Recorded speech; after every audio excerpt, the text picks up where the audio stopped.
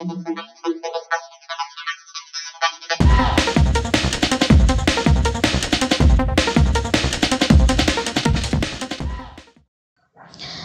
Friends, welcome to Ushni সালদার blog. আশা করি তোমরা সবাই খুব ভালো আছো আর আমরাও ভালো আছি। বড়দের প্রণাম আর ছোটদের ভালোবাসা জানিয়ে আমি আমার ব্লগটা এখন থেকেই শুরু করলাম।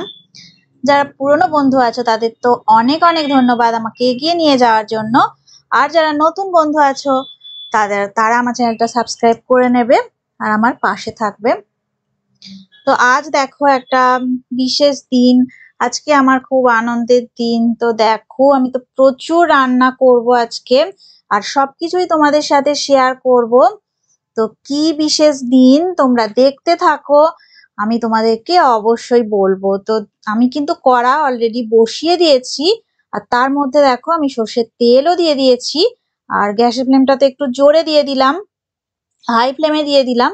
এবার পাঁপড় গুলো দেখো আমি এইভাবে ভেজে নেব, একটা একটা করে পাঁপড় ভাজছি আর তোমাদের সাথে কথা বলবো যে কি বিশেষ দিন, তাই আমি আজকে এত রান্না নিয়ে চলে এসেছি। তো সকালবেলা অনেক সকালেই ঘুম থেকে উঠে পড়েছিলাম।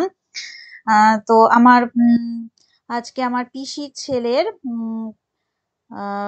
খাওয়া দাওয়া হবে আর কি, পিসির ছেলে আসবে।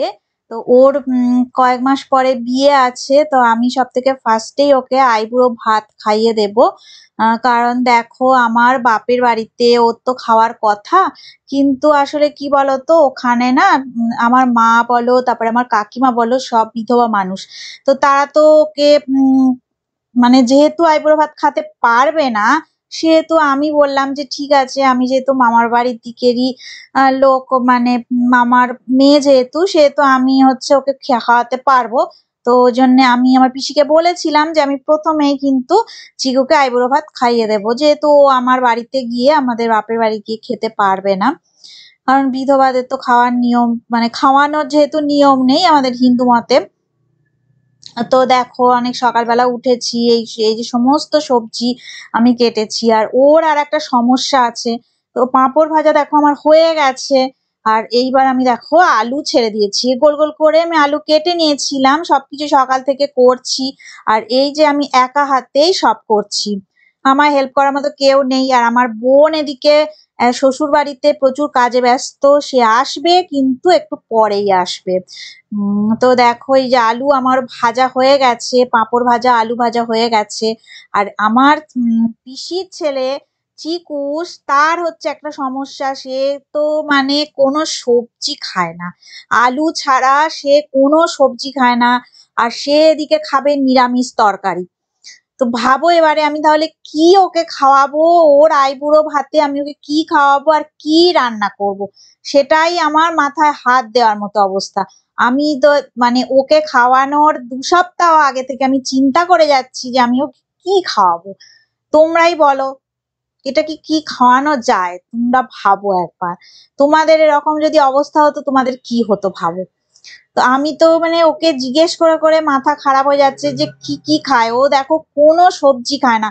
ওই আমি আলু ভাজা করেছি, তো আমার পিসিকে আমি জিজ্ঞেস করলাম, পিসি বললো ও নারকেল ভাজা খায়। তো আমি কি করব, মানে 5 রকম ভাজা করার কথা ভাবতে ভাবতে আমার মাথা খারাপ হয়ে যাচ্ছে। তো যাই হোক কোনোভাবে একটা ব্যবস্থা করা গেছে যে 5 রকম ভাজা। তো পোস্তর বড়া যেহেতু খেতে ভালোবাসে, তোমরা দেখবে একটু পরেই আমি ভাজবো পোস্তর বড়া।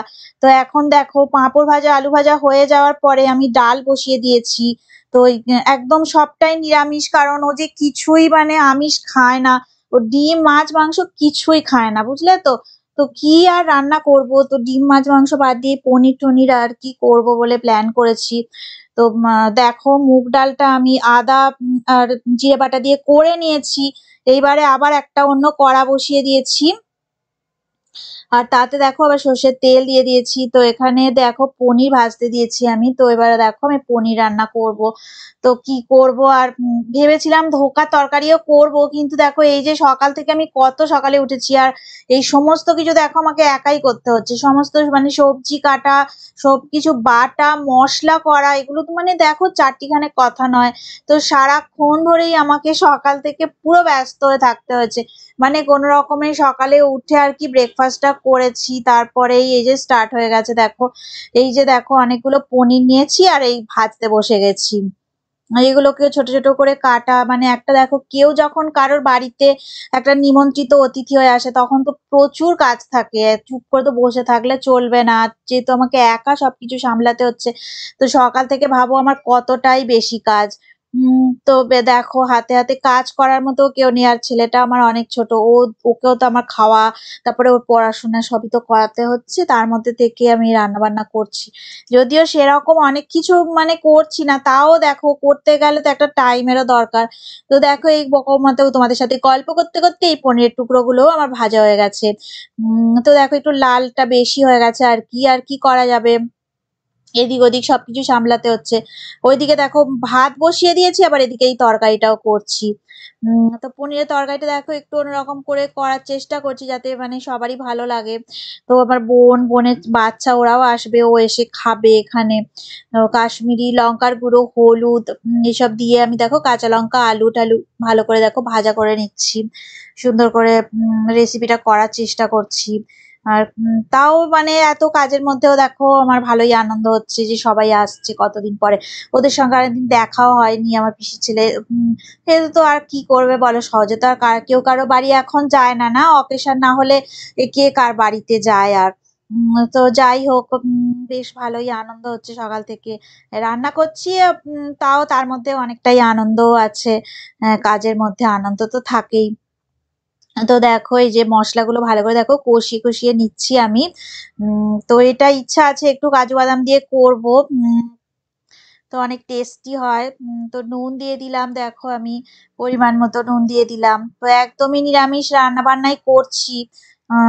তো দেখো তাও যদি দেখো ও একটুখানি মানে মাছ খেত বা মাংস খেত তাও একটু করা যেত। আর এই যে শুভ অনুষ্ঠানে দেখো আমি তো ওকে ডিম দিতে পারি না, না ও মানে একদমই নিরামিষ খায়, ও কিছুই সেরকম খায় না। তো কি করা যাবে, তো আমার কিছু করার নেই, মানে কোনো দীক্ষা টিক্ষা কিছুই নেয়নি, ওর এমনি ওরকম জানো তো প্রথম থেকেই। ও মানে ছোটবেলাতেও যখন আমাদের বাড়িতে যেত আর কি তখন ওরকম, মানে ওটাই খেতে ভালোবাসে। তো আদা বাটা দিয়ে দেখো মশলা দিয়ে আমি ভালো করে কষিয়ে নিচ্ছি, আর কিছু কাজু বাদাম দেখো আমি দিয়ে দিলাম পনিরের তরকারির মধ্যে, এই গোটা গোটা কাজুই দিয়ে দিলাম। তো এইভাবে করব, সাদা পনির করব না কাজু বাদাম বাটা দিয়ে, কারণ দেখো সাদা পনির করলে ওটা তো তোমার পোলাও বা ফ্রাইড রাইসের সাথেই ভালো লাগে। তো আমি তো সাদা ভাতই করছি, আর পোলাও ফ্রাইড রাইস এসব কিছুই করছি না। তো দেখো টমেটো কুচি দিয়ে দিয়েছি আর একটু টমেটো সস দিচ্ছি, তাহলে টেস্টটা অনেকটা ভালো হয়। তো টমেটো সস দিয়ে আমি ভালো করে দেখো কষিয়ে নিয়ে রান্নাটা করে নেব। আর দেখো আমার বোনের আসারও টাইম হয়ে গেছে, দেখো কি কে কারোরই পাত্তা নেই, কেউ যে আসছে না সেটা একটা টেনশনের বিষয়। একা একা রান্না করছি আর এদিকে দেখো কারোরই মানে আসার কোনো নাম নেই। তো জল ঢেলে দিলাম, জল ঢেলে দেখো এবার ফুটছে, তো পনির গুলো একটু পরেই আমি দিয়ে দেব। একটু ঢাকা দিয়ে দেখো আলুটা সিদ্ধ হতে দিলাম। তো ঢাকা খুলে নিয়েছি 10-15 মিনিট পর। আলুটা একটু মনে হয় বাকি আছে, তো আর একটুখানি ঢাকা দিয়ে রান্না করলেই হয়ে যাবে সম্পূর্ণ রান্নাটা।